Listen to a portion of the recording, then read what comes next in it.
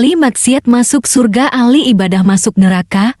Apa sih penyebabnya? Assalamualaikum warahmatullahi wabarakatuh. Rasulullah Shallallahu Alaihi Wasallam pernah berkisah tentang dua orang bersaudara dari kalangan Bani Israel. Yang satu sering berbuat dosa, sementara yang lain sebaliknya, sangat tekun beribadah. Yang terakhir disebut ini, rupanya tak henti-hentinya menyaksikan saudaranya itu melakukan dosa hingga mulutnya tak betah untuk tidak menegur.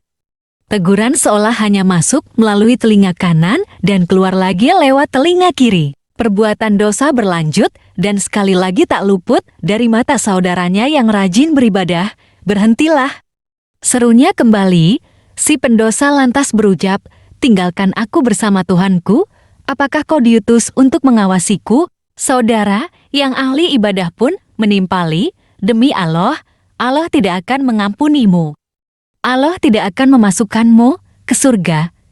Kisah ini tertuang dalam sebuah hadis sahih yang diriwayatkan Abu Dawud dan Ahmad. Di ujung hadis tersebut melanjutkan, tatkala keduanya meninggal dunia, keduanya pun dikumpulkan di hadapan Allah Subhanahu wa Ta'ala. Allah mengatakan, apakah kau telah mengetahui tentangku? Apakah kau sudah memiliki kemampuan atas apa yang ada dalam genggamanku? Drama. Keduanya pun berlanjut dengan akhir yang mengejutkan. Pergi dan masuklah ke surga dengan rahmatku, kata Allah kepada si pendosa. Sementara kepada ahli ibadah, Allah mengatakan, wahai malaikat, giringlah ia menuju neraka. Kisah di atas menyiratkan pesan kepada kita untuk tidak merasa paling benar untuk hal-hal yang sesungguhnya menjadi hak prerogatif Allah. Tentu beribadah dan meyakini kebenaran adalah hal yang utama. Tapi menjadi keliru tatkala sikap tersebut dihinggapi takabur dengan menghakimi pihak lain. Apakah ia bahagia atau celaka di akhirat kelak? Sebuah kata bijak menyebutkan, perbuatan dosa yang membuatmu menyesal jauh lebih baik ketimbang beribadah yang disertai rasa ujub. Hadis sahih lainnya yang diriwayatkan oleh Muslim menjelaskan peristiwa ini terjadi pada umat Bani Israel. Allah murka dan berkata, siapa yang bersumpah atas namaku bahwa aku tidak akan mengampuni orang itu?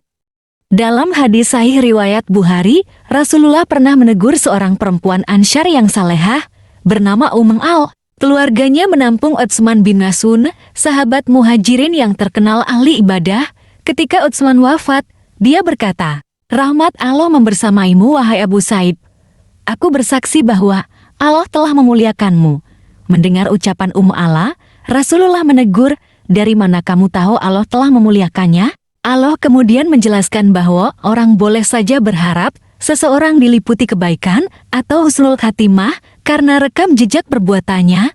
Tetapi, dia tidak boleh memastikan nasibnya karena itu otoritas Allah. Berharap dan mendoakan boleh, memastikan tidak boleh. Seandainya Al berkata, aku bersaksi kamu orang baik tanpa mencatut otoritas Allah dan memastikan nasibnya, mungkin Rasulullah tidak akan menegurnya. Rasulullah kemudian mengajarkan prinsip tauhid tingkat tinggi dan bersabda, aku ini Rasulullah dan demi Allah aku juga tidak tahu nasibku.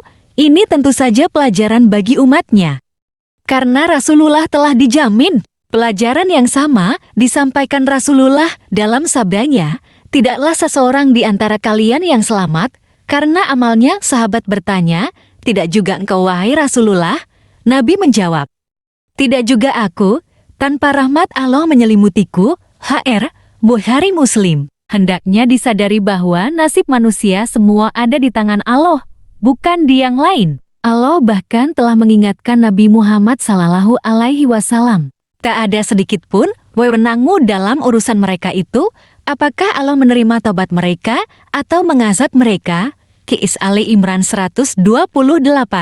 Waalaikumsalam warahmatullahi wabarakatuh. Terima kasih telah menonton Al Channel.